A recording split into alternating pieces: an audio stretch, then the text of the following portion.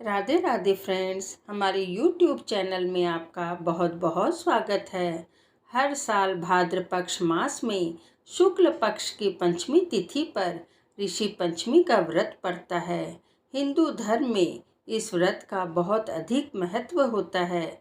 इस व्रत को सुहागिन महिलाएं व लड़कियां विशेष तौर पर करती हैं।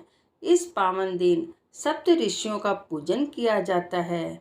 महिलाएं इस दिन सप्त ऋषियों का आशीर्वाद प्राप्त करने और सुख शांति एवं समृद्धि की कामना से यह व्रत करती हैं। महिलाओं की माहवारी के दौरान अनजाने में हुई धार्मिक गलतियों और उससे मिलने वाले दोषों से रक्षा करने के लिए ही यह व्रत महत्वपूर्ण माना जाता है। ऋषि पंचमी करने की विधि। सुबह जल्दी उठकर इस दिन गंगा जी की माटी में गोबर, तुलसी के गाछ की मिट्टी, पीपल के गाछ की मिट्टी, गोपी चंदन, तिल, आंवला, गंगा जल, गौमूत्र मिलाकर 108 बार हाथ धोते हैं। 108 बार उगा की दातन करते हैं।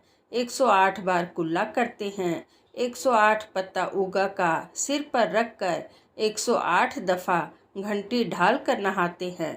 गंगा जी या घर पर नहाकर पीछे नया वस्त्र पहनकर पूजा में बैठते हैं। पहले गणेश जी, कलश, नवग्रह, षोडश मातृका की पूजा करते हैं। इस दिन सप्त ऋषियों की और अरुंधति की पूजा करते हैं। एक पाटा पर ऊन और कुशा मिलाकर 7 ऋषि और अरुंधति बनाकर रखते हैं। उनकी जल, पंचामृत, मोली, रोली, चंदन, चावल, फूल, प्रसाद, फल, पान, सुपारी, लौंग, इलायची से पूजा करते हैं। दक्षिणा चढ़ाते हैं। फिर कहानी सुनते हैं, आरती करते हैं। 4 केला, घी, चीनी, रुपया पर बायना निकाल कर ब्राह्मण को देते हैं और एक समय खाना खाते हैं।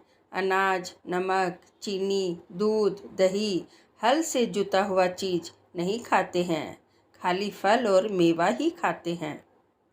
कथा। ब्रह्म पुराण के अनुसार एक बार राजा सदाशिव ने ब्रह्मा जी से पूछा कि हे ब्रह्मा जी, सभी पापों को नष्ट करने वाला सर्वश्रेष्ठ व्रत कौन सा है? तब ब्रह्मा जी ने ऋषि पंचमी के व्रत के बारे में बताया और कहा कि हे राजन, सतयुग में विदर्भ नगरी में सेनजीत नामक एक राजा थे। उन्हीं के राज्य में एक किसान सुमित्र था और उनकी पत्नी जयश्री थी। जयश्री अत्यंत ही पतिव्रता नारी थी।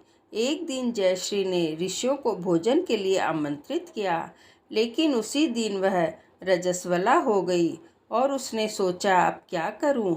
मैंने तो आज ऋषियों को न्योता दे दिया है और आज ही मैं रजस्वला हो गई।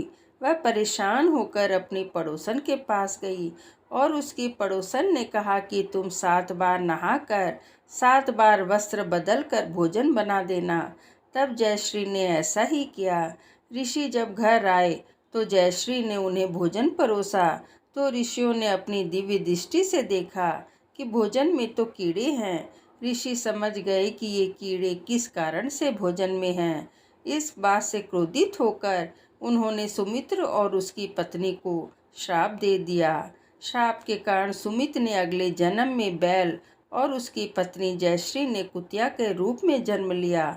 वे दोनों उसी नगर में अपने बेटे सुचित्र के यहाँ बैल और कुतिया के रूप में रहने लगे। सुचित्र बहुत ही धर्मात्मा पुरुष था।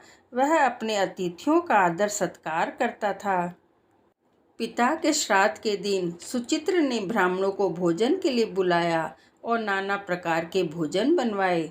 जब उसकी पत्नी किसी काम से रसोई से बाहर गई, तब एक सर्प ने खीर के बर्तन में विष छोड़ दिया। कुतिया के रूप में सुचित्र की माँ यह सब देख रही थी। अपने पुत्र को ब्रह्म हत्या के पाप से बचाने के लिए खीर के बर्तन में मुंह डाल दिया। यह देखकर सुचित्र की पत्नी को कुतिया पर बहुत गुस्सा आया और उसने गुस्से से चूल्हे की जलती हुई लकड़ी निकालकर कुतिया को बहुत मारा। बेचारी कुतिया मार खाकर इधर उधर भागने लगी।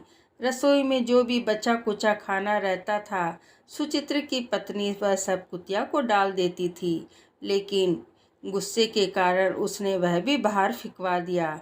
सारा खाना बाहर फिकवा कर बर्तन साफ करके उसने फिर से खाना बनाया और फिर ब्राह्मणों को भोजन करवाया। भूख से व्याकुल होकर वह कुतिया बैल के रूप में रह रहे अपने पति के पास आकर बोली, हे स्वामी, आज तो मैं भूख से मरी जा रही हूँ। वैसे तो मेरा पुत्र मुझे हर रोज खाना देता है, लेकिन आज मुझे कुछ नहीं मिला और आज मुझे बहू ने बहुत मारा और आज मुझे खाने के लिए भी कुछ ना दिया। इस पर बैल बोला, हे बद्रे, तेरे पापों के कारण ही मैं भी इस योनि में आ गया हूँ और आज बोझा ढोते ढोते मेरी कमर टूट गई है। आज मैं भी खेत में दिन भर हल से जुता रहा। सुचित्र ने मुझे भी आज भोजन नहीं दिया और उसने मुझे आज बहुत काम करवाया और मुझे भोजन न देकर उसने श्राद्ध को निष्फल कर दिया। अपने माता पिता की इन बातों को सुचित्र सुन रहा था। उसने उसी समय दोनों को भरपेट भोजन कराया। माता पिता को भोजन कराकर उसने दुख से दुखी होकर वन की ओर चला गया।